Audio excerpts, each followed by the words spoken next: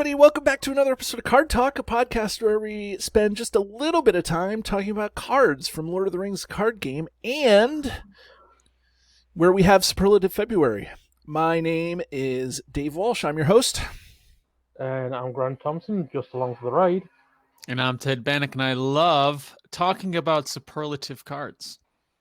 And that's what we're going to be doing on this very special series of shows that we got going on. Guess who else is just along for the ride? Our patrons. Our patrons. Look! Ted Grant just jumped into you. Just took over your job. I was wondering where he was going with that. Wow! Holy cow! That's wild. That's it. Sideswipe 2021, and that's the first thing I get is usurped. Don't worry, Ted. It's all back to you from now on. Yeah. Okay. Well, you know what it is? We recorded a whole bank of shows, and Grant had to talk about who was along for the ride. You know, like he had to do the patron introduction, right? You know, and so I can't. You weren't around. You were doing whatever you do when you're not recording Card Talk episodes. So, anyways, it is always amazing when we do a Superlative February and every one of our shows that we have such a growing fan base of patrons. And as of recording of this show, we have 27 patrons, and that is amazing. It's the most we've ever had, and we hit the $100 mark, which is also pretty cool. So it's just humbling to know that everybody is doing this. And we got another Ready Teddy level patron. So so all the things are happening, and so I would like to I'm prepared to not even be mad. You prepare to not even be mad. Yeah. So we have Alex, who's new, and Brandon, who is new, and then Carl, Daniel, David, Edmund, Jake, James, Jason, Joe, who's our new Ready Teddy level supporter, Joseph, Joshua, Justin, Kyle, Lou, Matt, Mike, Dominic, Niall, Peter, Phil, Robert, who is also new, and then another Robert, who's Grimbeer the Old. We love Robert, Grimbeer the Old. And then Russ, Scott, Sean, and Vardane. Scott is also new. Wow, 4 new patrons. It's crazy, crazy fun to see the patron list just blow up. It's fun. So thank you to everybody, and thank you to all the patrons who make this so much fun to do. But let's get into what we're going to be doing for the show. We've alluded to it, and this particular show and this particular month of February, as is our tradition now, like once is a mistake, twice is a coincidence, and 3 times is a tradition. This is our 3rd February, where we're going to be just taking over the LOTR airwaves here and just putting out shows left and right for the community. But since the game went on hiatus, we at Card Talk, Ted, Grant, and I wanted to honor the game somehow, and we couldn't think of a better way to honor the game than involving the community. So whereas we had Sylvan February in 2019, and then in 2020 we had Couples February, this series of shows this February is going to be centered around feedback that the community has given us. So we here at Card Talk put together a huge survey. It was 12 pages about lots of favorites and worsts, and what would you get rid of, what would you throw away, what would you play, what wouldn't you play, how do you build decks, what's your all this stuff. And we posted it on a million different forums. We went to the Facebook group, the Reddit group, the Discord server, like we did all that. And so the neat thing was, and this is where I'm super excited, is that everybody who filled out the survey, whether you answered all the questions or not, is entered into a prize drawing. So we're going to release 12 plus 1 shows. Okay, so the 12 shows, 3 a week. Every one of those 12 shows, we will be giving away something to do with Lord of the Rings card game. We have adventure packs, we have Card Talk swag, we have a set of tokens that we're giving away. So we have custom tokens. Not I have extra core set tokens if you want them. Nothing but the finest for our friends. Right. Actually, I feel like some people would probably not balk at getting extra core set tokens, and then we're going to have a very special final +1 show at the end to kind of wrap up the whole thing.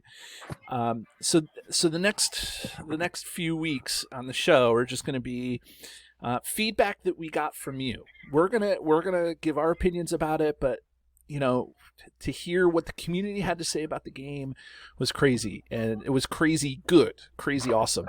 And there was 130 total responses. I could not believe the amount of people that filled it out.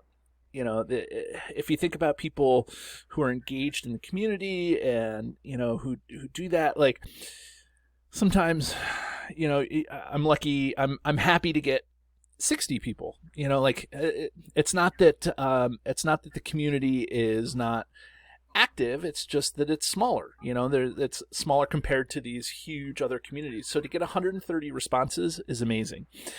And not only that, but every patron that we have is going to also be entered into the drawing. So if you were a patron and filled out the thing, patrons get double the chance of winning because their name would be entered twice. Not all patrons filled it out, but we have to support our patrons. So that's what Superlative February is. Superlatives are the best and worsts. That's where it goes on. So it's probably good to just start off. We're going to do this in the order. Every week is going to highlight a different sphere. And so I asked, what sphere is your favorite? And so, guys, if you had to guess, which sphere is the least popular sphere in the game? So when I asked what is the favorite, which one got the least amount of responses? I'd say law. My guess is gonna be leadership as far as least favorite. Yeah. You know what it is? It's tactics. Tactics. 15.7% of people said that tactics was their favorite sphere to work with. Right. So I said, which one's your favorite? And people said and only 15% picked tactics. Oh, I see. Okay. You see what I'm saying? And then I flipped the question because I was thinking, like, well, just because you love the sphere, maybe there's one that people hate the most. And so then I said, what sphere is the worst sphere in the game? Okay. Of the 4 major spheres. Obviously, Baggins, it's a sphere, thanks, Cardboard of the Rings. So which sphere was labeled the worst overwhelmingly by the community? 40% of the people said that. I'm gonna stick with my answer then. If it wasn't right the first time, it'll be right the second time. I'm gonna go with leadership. Yeah, Grant, what do you think? I'll stick with law. You stick with lore? No, it's tactics. It's crazy. Tactics. 40% of the people said that tactics was the worst sphere in the game. So, why do you think tactics is so hated? Wow. Ted, what do you think? What's your input on that, Ted? My thought is because, so I'm very curious to know how many people play. I think solo play, that might have a lot to do with it because tactics isn't commonly played in solo. I think Tactics Eowyn changed that a little bit when she came out. She's a very soloable tactics hero. So I think that has something to do with it. And tactics in general is very focused. It's very focused on, like, I'm just going to do this one thing very, very well, which is combat. And a lot of the other spheres have ways to still handle combat with attackers and defenders and a few tricks. That's my guess. What were you going to say, Grant? I was going to say that it's probably because it's basically one directional. You can only do one thing with the sphere. There's not much going on outside of the fact of combat. Yes, you've got a couple of heroes that lead itself into questing, likes of Eowyn and Hiagon, but generally speaking, they're a combat focused. Yeah, and Hirgon's not Combat even focused. really a questing character. I mean, he just has 2 Um, willpower. So, I mean, but he does yes, give the benefit of yes. something. But Mhm. you know, like it's not like necessarily a special in terms of No, he's questing, not. right? No, he's not special in the terms of that. He gets a benefit when he's been sent to the quest. He's a bit like Phelan in that regard. Mhm. Phelan does damage when he's committed to the quest to an enemy that's revealed off the encounter deck. Right. Here gone, after you quest successfully, you get a reduction to play an ally that round. So there's 2 others that lend itself outside of the combat action, like the combat window, to do something different with tactics, but there's so few of them that to make any sort of other deck work outside of combat is a little bit tricky in the tactics sphere. Right. Yeah, I It's agree like a that one-trick pony. Yeah, yeah, David, I what's agree. your No, that's what I was going to say. I speculation? think that a lot of people. We'll talk about how people play the game in terms of you know, whether they play solo, 2-player, Mhm. two-fisted, whatever. But you know, I think that that it's just so one-dimensional that people, when they play, they like doing other stuff than just combat. So, and that's Yeah, there's that's not the as thing. many. There's a There's lot not as much sphere bleed into the other spheres in Mm-hmm. tactics. Like you can play lore and still have attackers. Some of the best attackers in the game are lore, right? You know, like Saruman and Treebeard. Well, you know, the Ents, things like that. So Mhm. I don't know. Yes. So, Yep. but so just so you guys know, not only I'm springing this on the co-host too. Not only the folks out there that are listening to the show, but also the co-host. So what we're going to do is we're going to go in order of popularity, starting with the least popular sphere, and then every week we'll build up until we get to the final week, and we'll talk about the most popular sphere. So this week we'll talk about tactics. But as we move on, one of the things that I did want to do is I wanted to get a feel for how people, because this is going to influence kind of the rest of, like, as everybody's playing along at home, which I recommend, you know, like as I ask the question that I asked, you can stop it and see what your answer is, and then keep going, and or you could, you know, whatever. I think that asking the question about how much content everybody owns that answered the question is important as we are processing. Right. Yeah, I think some of the other survey results that we have may shed light on some of the answers and speculation. Right. And so I didn't think that solo and you know, how people play is vital, but I thought that how much that people owned would be. So just so you know, just under 50% of the people, 49.2% of the respondents owned all of the regular content. Wow. And then about more than I thought. Yeah, and then about 16% owned more than half. Okay, so that means that somewhere around 34% owned less than half of the content. And then thank goodness we had 7% of people just saying they owned the core and a few APs. I mean, I think that that's significant, because how many people that just own a couple things, you know, can enter a community and feel so welcome. That's what this community does, is welcomes the new players and say, hey, do this stuff. We're having fun here, you know, like, and I think it's great that you know, 7%, you know, 8 or 9, 10 of the respondents just own the core set, maybe 1 or 2 APs. And I thought that was really, really good. Right. Yeah, that's great that we have input just from some of the more casual players, because you just instead of the, you know, really like diehards, just like I gotta own and beat everything. Yeah. so yeah, thanks to everyone who filled out our survey from casual to the most hardcore. It's great that we have kind of everyone represented in between that as well. Mm-hmm. The other thing, I'll put a little business note on this, is that it just goes to show you that there's room for FFG to print stuff and people to buy it. 100% of the people don't own everything out there. So, like people that are engaged in the community still want to, still have room to buy up stuff. So that's cool. Yeah. So, yeah, I mean, even if they just want to carry on printing, people will buy.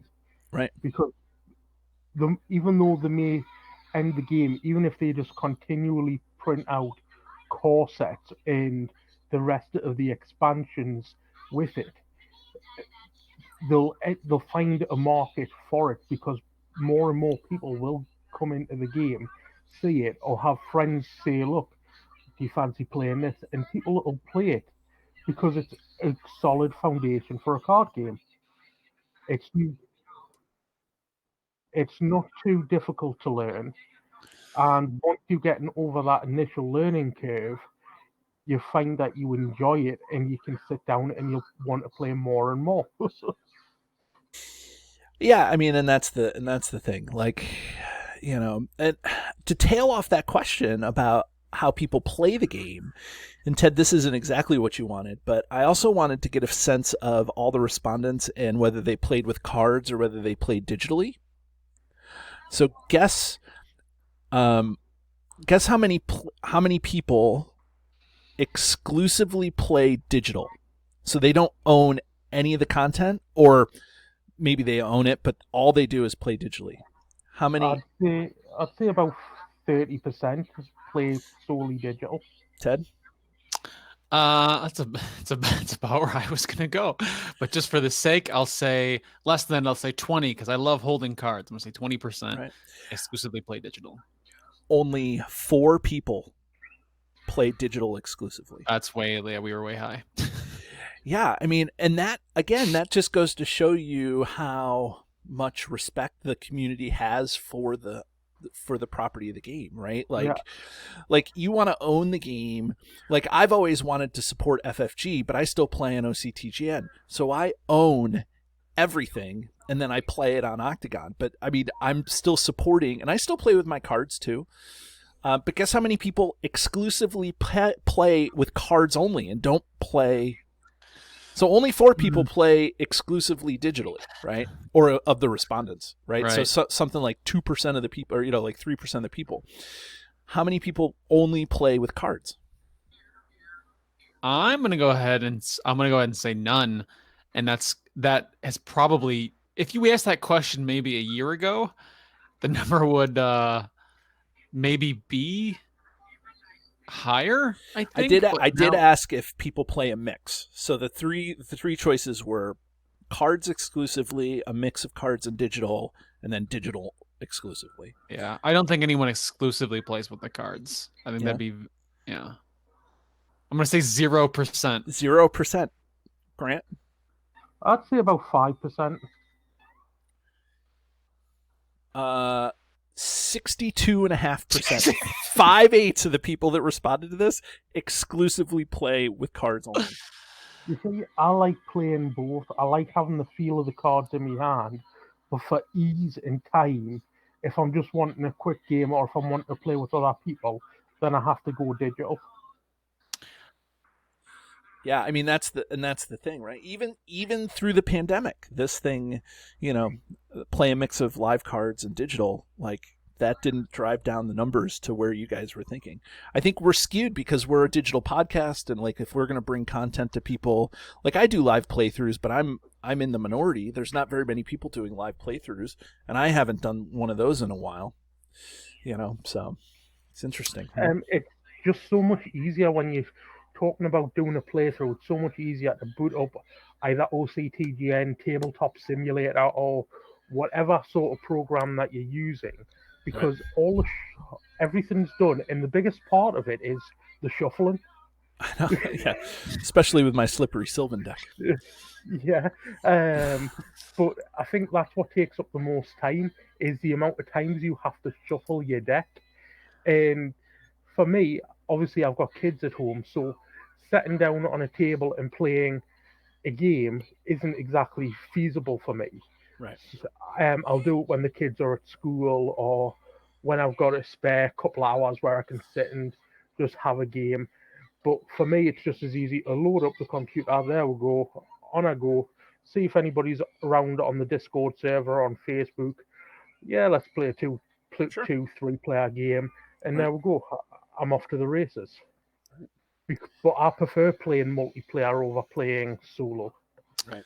Yeah, I think cards are definitely desired, but it's not as convenient. So that's really great. It's still great to hear that people Definitely stick into that. That's That's what cool. I say. That's why I say to FFG, if you're listening, print the cards because people buy them. People want it.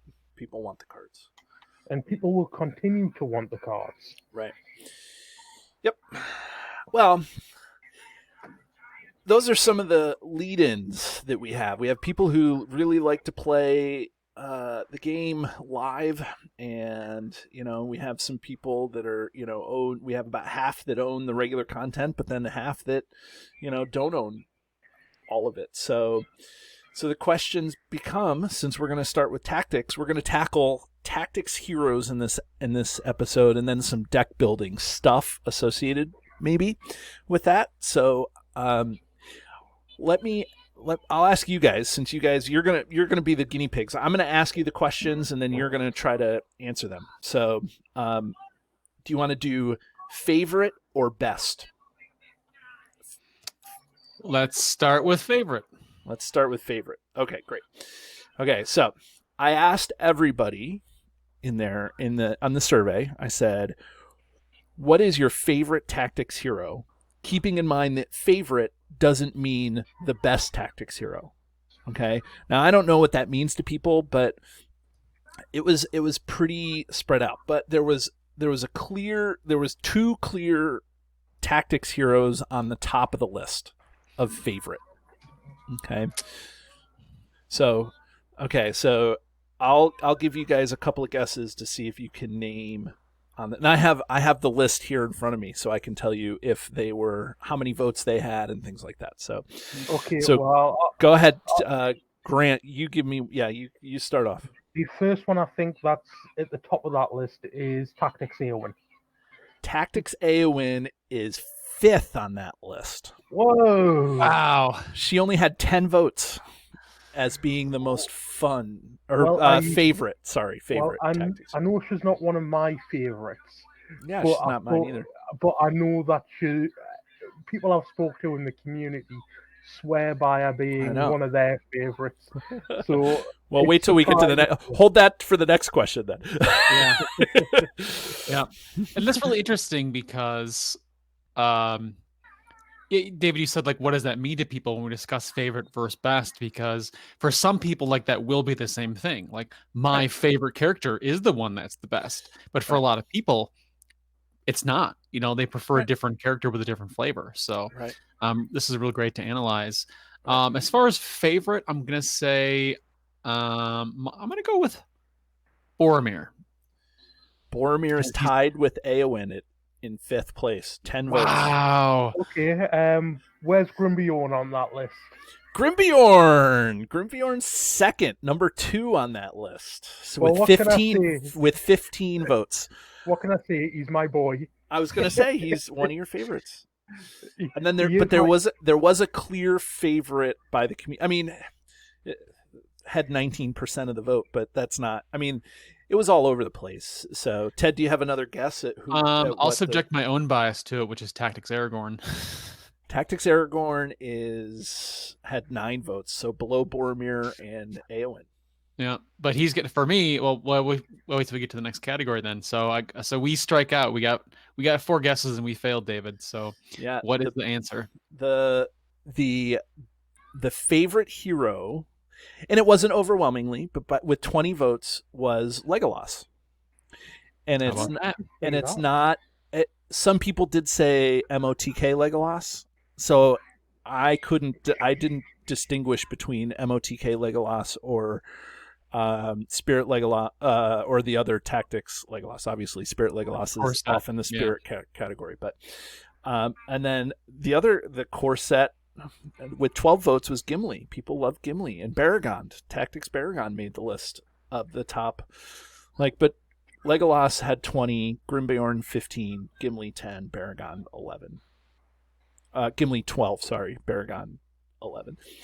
And then, then you go down the list, and it's like you're getting in. Obviously, there was, since it's your favorite, there was a whole bunch of one-offs. Somebody said Bard the Bowman, or because it could be fun to play Bard the Bowman. I don't know why it would be fun, but Bard the Bowman could be fun for people, and that's fine. That's what's so good about this thing. But like Beorn 7. Yeah, see, that's 7 votes. Surprised me.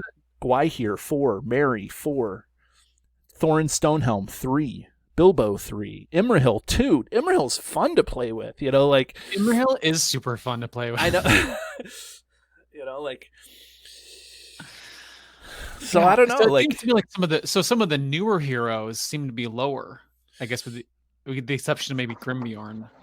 Yeah, I mean, so Grimbjorn really just doesn't, what can I say? Grimbjorn leads the pack. He does everything that's said on the tin. And then he's second. He's second on the list, just so you know. Regardless, he's still in the top 3. Right. Which means people like what he does. Right. Yeah, and I like what he does too. Obviously, people know me, and people have seen my gameplay with the 3 hunters. They know my thoughts on Grimbjorn. Right. Ted, what's your favorite hero to play with? Were you hinting that Tactics Aragorn is your favorite? Tactics Aragorn is my favorite Tactics hero. Yes. Okay. And I think it's because his response is fun to trigger. Right. Get over here, right? Right. Well, there's a reason he's called Scorpion. Right. Yeah, he's just like exactly Scorpion from Mortal Kombat. Exactly. That's exactly right. So there was a couple that didn't get any votes. So I just wanted to ask about, like, in terms of fun factor. And I wasn't surprised that Dory never made it on the list, right? So because that's such a shame. Dory's got his uses. Well, I guess Fishbaugh didn't take our survey. Yeah, sorry, Aaron Fishbaugh not on the survey list. But Tom Cotton didn't make it. What about Quick Beam? Because I haven't Quick seen Beam didn't make it, yeah. and Theoden, Tactics Theoden didn't make it. I mean, is it just that they're not flashy? I don't know. Like, what's the deal, Ted? Grant? No, go ahead, Grant. I don't think it's the fact that they're not flashy. I just don't think. Well, in the terms for Quick Beam, he's not overly. He's obviously 12 threat for 4 attack, 1 defense, 5 hit points, and 2 willpower. He's not exactly the best started, and he can't have any restricted attachments like Treebeard. But you deal 2 damage to him to ready him. So he's got the built-in readying, but he's suffering damage all the time. And so I think that kind of takes away from his viability for being a tactics hero. But I will say that Tactics Quick Beam is probably one of the most intimidating card arts that you'll see. Definitely. That's one of I don't know. It looks almost like an enemy card. It's so crazy. It looks amazing. But I will note that the image for Quick Beam doesn't actually have the unique symbol on there. The most recent reprints changed that, yes. Yeah. Which I'm actually tempted to buy that pack just to get the reprint because it annoys me so much. Oh, really? You can play low Quick Beam with Tactics Quick Beam. Run my triple Quick Beam deck and then Song of Wisdom so I can play Quick Beam. Completely legal. The only non-unique lord, or the only non-unique hero, right? Yeah, so I mean I just thought it was interesting that there was some that just didn't even make mention. As far as Tom Cotton's concerned, I don't think the Hobbit deck really came into its own until recent packs. So I don't think people have put together a deck with Tom Cotton recently. I think Gaffer Gamgee overshadowed him. Because you don't need Tom Cotton to defend anymore when you have Gaffer Gamgee as an ally. And I have my pulse to the community more on probably Hobbits than anything else. And I think that there's just something about Tom Cotton that people can't get over. Like he's he's hard to get up and going, because you always have to be engaged to get the +2 bonus and things like, there's just stuff that if you want to use him to his fullest ability, I just think that, I don't know. So I think that people have an issue with that. Plus, he's high threat cost for a hobbit. I mean, he's 8. That's not horrible at all, but it's still, I don't know. Yeah, he's got a nice defensive stat there. I think if he'd been a little bit more rounded with his stats, likes of Sam or what have you, to give him that like extra boost somewhere else, right? Then it would be a little bit more viable. Yeah. His ability also too is along the lines of like the Dunedain archetype, where you want an enemy engage with you, right? So it's kind of bizarre in that way, right? And so you just have to pair him off with Bilbo and Forest Snare or something, and then you're set. Yeah. Well, best tactics hero. Let's see. This was a much shorter list. Let's say that. It was a lot less spread out. Okay. So, do you guys want to give your guess in concert here? I'll count down, and you guys can guess together at the same time. Mm-hmm. Let's do it. Grant, you ready? Yeah. Best tactics hero in 3, 2, 1, go. AON.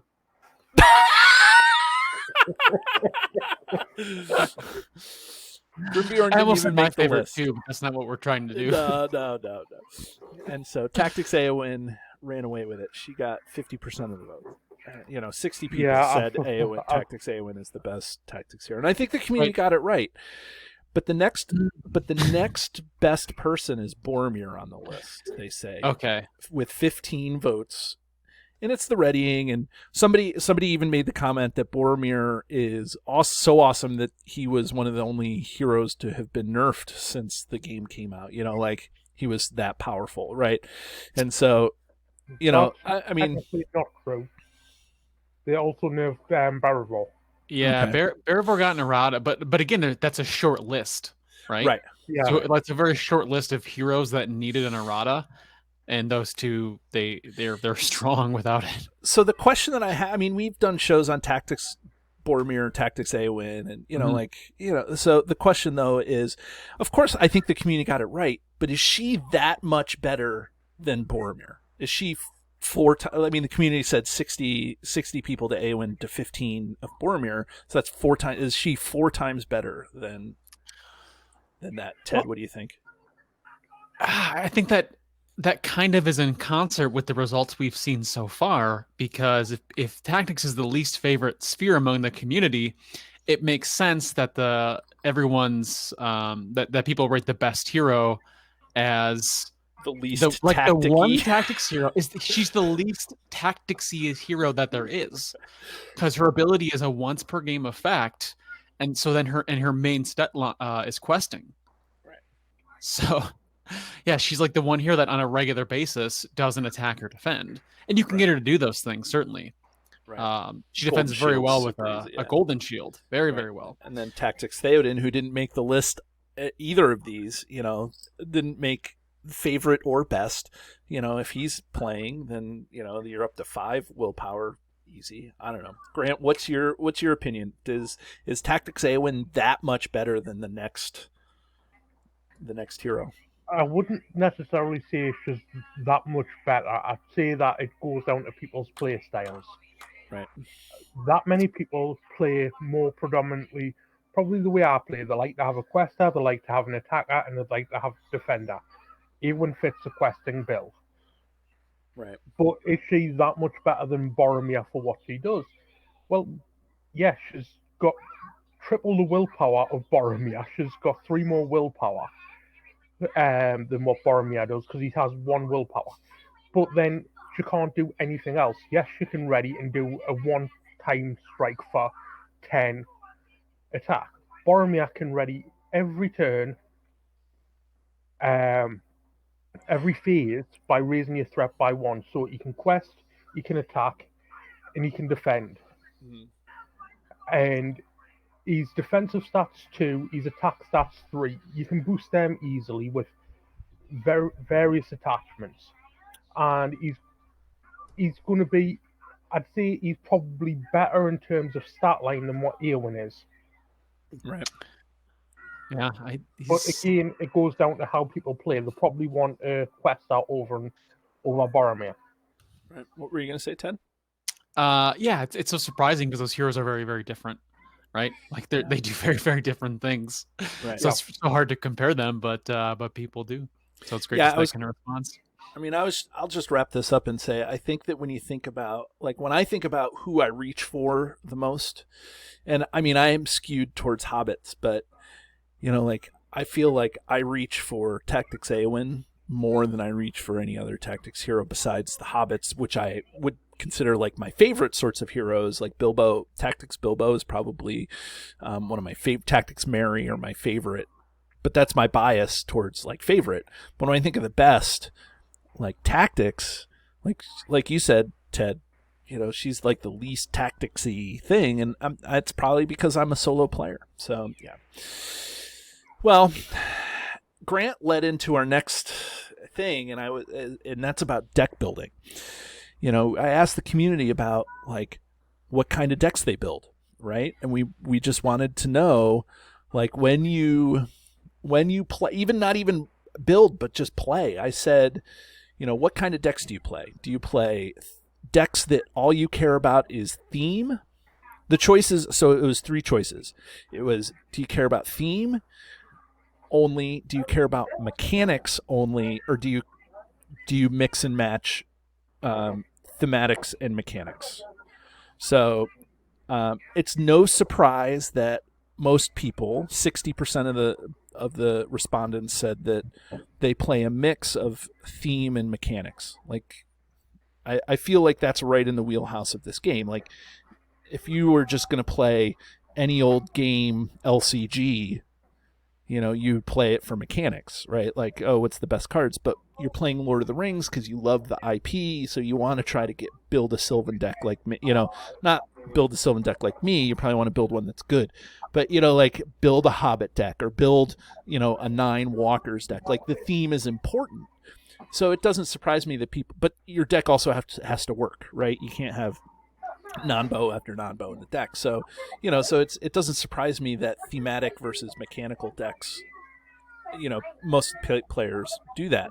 But there's a significant number of people out there that chose one or the other.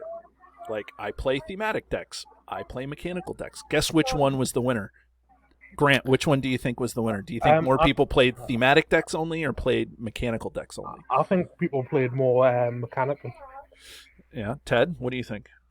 I would say thematically. The game itself is very thematic to Middle-earth, and I think that's the biggest draw. Yeah. So it was 24% said that they play thematic decks only. So that means I can feel a little bit better when I build my really crappy Squirrely Whirly deck and it doesn't do very well, because most people are putting together thematic decks that that are good. I mean, 15.5% play based on mechanics only, and I can think of people in the community that I've talked to, and they're like, I just care about mechanics and making sure that the game, like, that I beat the scenario, and that's fine. That's fine. Mm-hmm. But I would say that that's not most of the population, and I think that that's good. So then, this is the question. So now that we know what kind of decks people are playing, I asked, when building a deck, what is always your first consideration beyond resource matching? So meaning you have to include cards of the same sphere that your heroes are, so that, you know, like, and so I said, so what is the most important concern when you're building a deck? So Grant, what was the most important concern? What is your most important concern? And then what do you think that the community said as their most important concern when building a deck? My most important concern is this deck going to be functioning? Well, right. Am I going to make it to be able to function properly? Right. Can I get the heroes I want in the lineup I want without it being game-breakingly bad? So, Right. for example, running Grimbiorn, Aragorn, Scorpagorn, and say Tactics Theoden just wouldn't really work because that's like 24, 35 starting Right. threat. Right. Ideally, that could work. Right. Mechanically, that just won't work at all. Right. Right. And that's the way I look at things. Can I make it work? Am I going to be engaging everything in a single round? Can I get away with that? Probably not. Right. So next thing, right, which heroes can I get that do a similar sort of job that I'm looking for a less threat cost? Right. And I'll just go down the list, and then I'll get my lineup of heroes, and then I'll be like, right, okay, do I want to make this a 3 hunters deck? Do I want to make this a normal deck? Do I want to do the 9 walkers with the fellowship contract? Do I want to have this be a burglar's turn deck? All that comes in, and then I sort of just build up from there. As for the biggest concerns I have after that, it's more about just gameplay and just refining after that. Okay. Okay, Ted, what about you? My personal, as far as like aspects of the game, I think people are. So my primary concern is defense. That's when I'm building a deck. I'm like, how is this deck going to defend itself from enemy attacks? Does it have a companion deck that is doing that for it? Do I have a hero that's going to do it? Do I have an ally that's going to do it? That's my primary concern. But I think the community as a whole might think a little bit differently than that, and I'd say they're probably concerned with. I feel like people get really hung up on their starting threat, so I'm going to say people are concerned with their starting threat or threat management. So this is interesting, and I put the results out, and they were all. The answers were all over the place because it was an open-ended response, right? Right. So some people were like, adapted to the quest. Am I experimenting? Will this be fun? The amount of questing power, resource generation, like versions of that. But it was like 1 or 2 people said all of those things, like which heroes, and then somebody repeated what I said, like trait matching, or I guess that's not repeating what, like what contract somebody said. But by far and away, and those were all one-ofs, and most of the stuff was one-of. But 16 people said card draw. Yep, that's a good answer. So I thought that was super interesting that there was 16 people said card draw. That was we have to do our next superlative one has to be this. Okay, we have to adopt this into like some Family Feud type situation. I feel like. Survey says, well, when that's you stole this right from my thing because guess what? Sorry. Yeah, that's okay. You're leading right into the next question, right? And so the next question, I have the top 5 answers on the board, right? Yes. And so it's all about deck building again, and it says there's always cards that seems to find, like now that you've kind of set up your deck and you've like have the card draw thing going or whatever you think is important, there's always cards that seem to find their way into your deck. And this isn't tactics. We're done with the tactics heroes. But, so what cards find their way into your deck? Okay. Top 5 answers on the board. Okay, Grant, this was not your idea, so you're going first. So, Grant, what is your guess? Daron's Runes. Daron's Runes is number 4 on the list. 11 people said Daron's Runes, and I'll even give you more hint. That is the only card that's not from the core set that made it on the list. Okay. Well, okay, that really go. narrows it down. I know, right? My answer is going to be Test of Will, because people are going to find a way, like they're going to squeeze in Test of Will, run a Spirit Hero. Ding, ding, ding. That's the number 1 answer. Ted got the number 1 answer. 25 people. So like a quarter of the people. Okay, Grant, what do you think? Hasty Stroke. Hasty Stroke is not on the top 5. Ted? I'm also gonna go with Faint because you can play. I'm gonna go with Faint. Faint is not on the top 5. Oh, it's so good. No, striking out. Steward of Gondor. Steward of Gondor is on the list. That is number 3 on the list. So we've done number 1, Test of Will, number 3, Steward of Gondor, number 4, Daron's Runes. Ted? Okay. I'm just gonna reach into my bag here and throw a Hail Mary, Brock Iron Fist. No. That's not. Brock People Iron are just Fist gonna is not. find a way. They're like, I'll just. Make sure he's in. The number 2 card is legit. The number 5 card is legit. Like they're not one-offs. Although I will say that, some people did put funny answers in there, and they were like, like, I don't know. I'm trying to look for one that's not even on the Protector of Lorien. Somebody put, it's fine, but Galadrim's Cretan. Nope, not on the list. That's not even mentioned in the thing. Okay, one. We'll do Ted and then one more round if you guys don't get him. Okay. People will probably find a way. Man, even from the.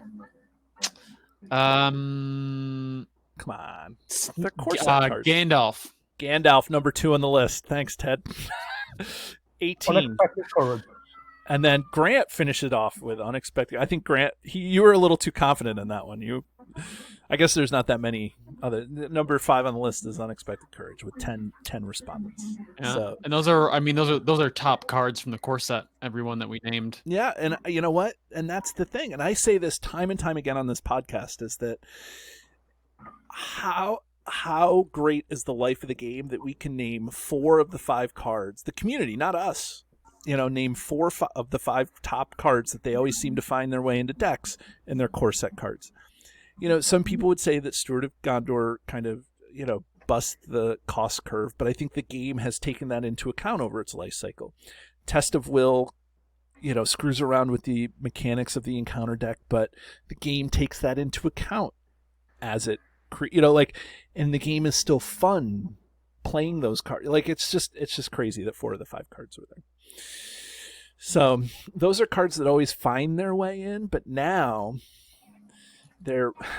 this one's going to be all over the place, but we will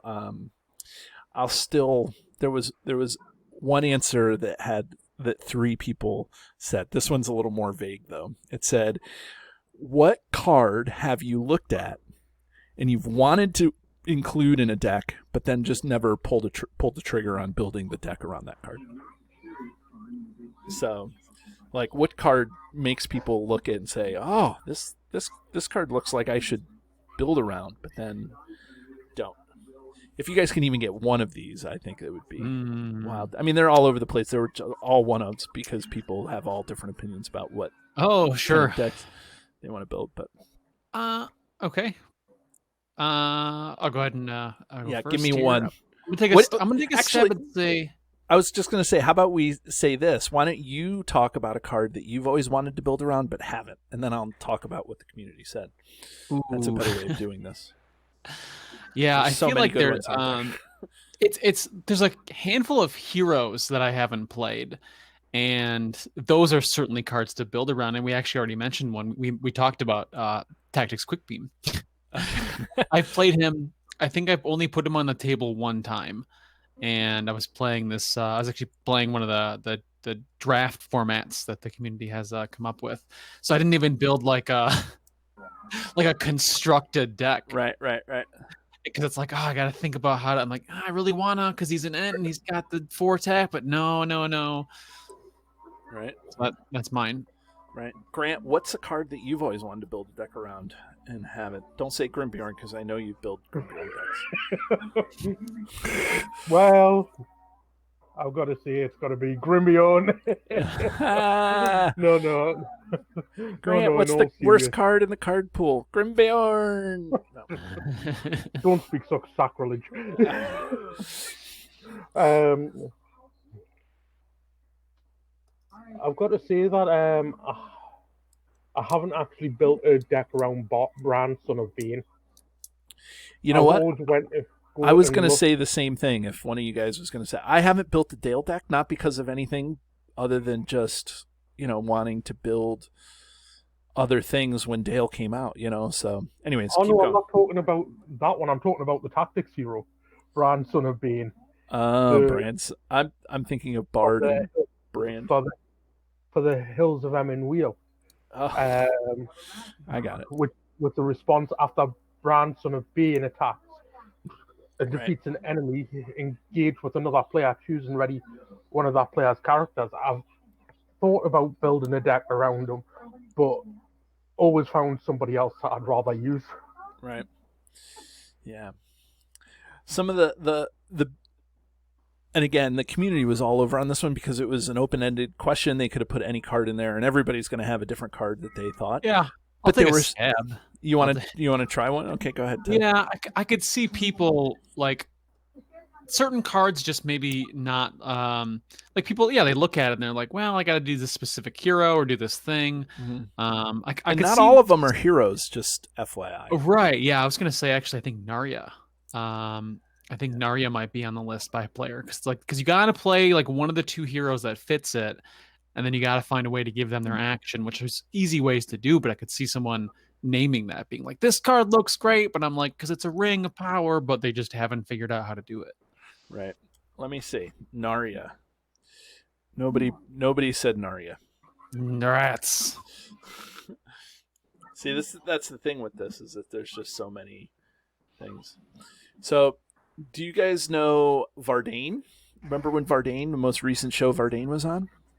Hey, our patron Vardane. Our patron Vardane. He did a show on Elwing's Flight. Super thematic. That was 3 people said that they wanted to build a deck around Elwing's Flight, and of course we had over 100 respondents. So it's like 3 is not any necessarily, but it's interesting that kind of this obscure card. I wonder if that's a lore consideration. Like, hey, Elwing's Flight. I know like the story behind it and things like that. That Vardane was giving us there. That information. Oh yeah, I could see that. I could see some of the Noldor cards kind of being that way, right? Because people, you got to look at them like, do I play this or put it in my discard pile, or what am I going to do with this exactly? Because you don't need to include them in like Noldor archetype decks, right? Yeah, a couple others that made the list, like two people, we're talking about 2 cards that showed up twice on the list was Justice Shall Be Done. Okay, Like a yep, Justice Shall Be Done answer. deck. Like that's kind of an interesting. Isn't that the card that you like get like 3 of everything and then you're done at the end of the round? Is Something that like card? that. Yeah, it's 0 cost neutral, and you draw 3 cards, and I think it's each hero gets 3 resources. So you and play then you're everything out eliminated at the end of the turn. round, right? And The end of the round. Some people are still talking about Caldara, like a Caldara deck. I thought that like that's an interesting thing. Saruman hero playing those guarded cards, or not guarded. Sorry, playing those Doom cards. Rune Master. I thought that was an interesting include. 2 people were like playing like a. Isn't that the go for every signal in play? Go find. Yeah, you generate a resource. Yeah, right. Rune Master, because it goes on a leadership or a ranger hero, I believe. Right. And when a hero whenever you attach a signal, you can exhaust the attachment, and then that person that got the signal gets a resource. Yeah. Attached to a ranger or leadership hero. Response after a signal attachment is attached to a hero. Exhaust Rune Master to generate 1 resource from that hero. Is that card unique, Grant? It is. Yes, it is. Okay. So I think that would be an interesting thing. And the end comes. And then the last one that there was 2 of was keeping count, like making a keeping count deck, which is like way back years ago, people trying to get keeping count to work. And that's kind of interesting. That would be kind of interesting to revisit now with a more complete card pool and some of the things going on now. So, well, you can get Eowyn up to crazy attack that way. Oh yeah, Stick that on, and then ready her with our ability, and you can one-shot the Witch King. Yeah, I know. Like it would be a lot of fun.